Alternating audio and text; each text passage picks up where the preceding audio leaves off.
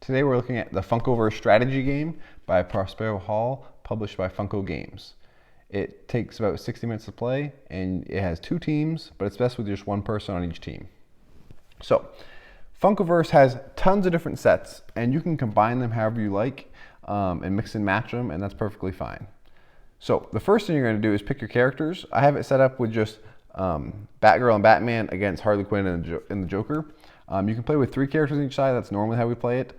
And you can mix and match it. It's perfectly fine to have Harry Potter and Batgirl and the Joker on one team. That's perfectly acceptable. That's normally what we like to do, is mix and match. Then you're going to pick a scenario. It comes with a whole bunch of different scenarios. I have set up just the flags scenario. So how the gist of the game works is, on your turn, you're going to do one of these actions. So maybe you'll just move up to 2 squares. So I could just take Batman and go 1, 2. That could be an action for him.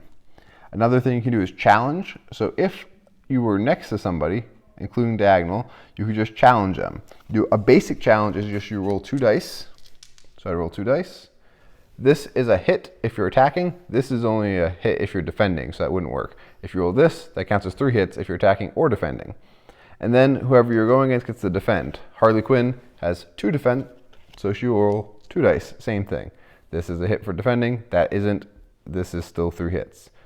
So if this is what we rolled, it's a neutral. But if this is what happened, I had 4, she had 2, I would knock her down. So you take her and you put her head in her spot to mark where she is.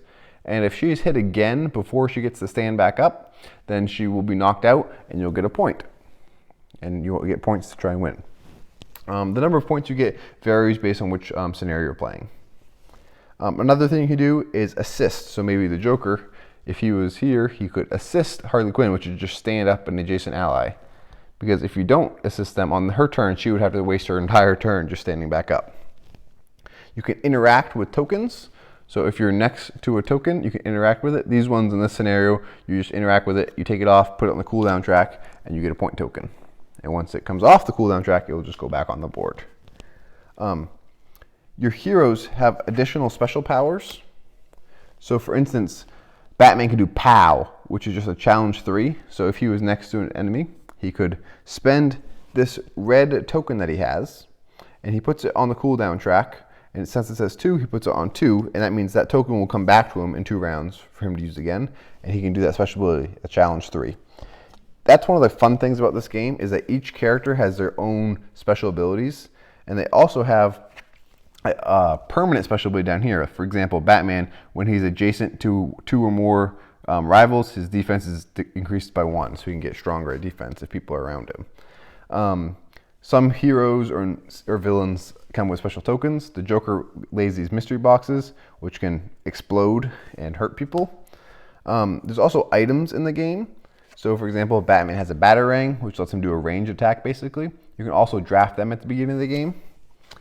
And then there's status cards. So for example, Batgirl has Intel, which is a status card she can give to an ally, and it decreases the cost of things. There's other status cards that different heroes have that either help your allies or hinder your enemies.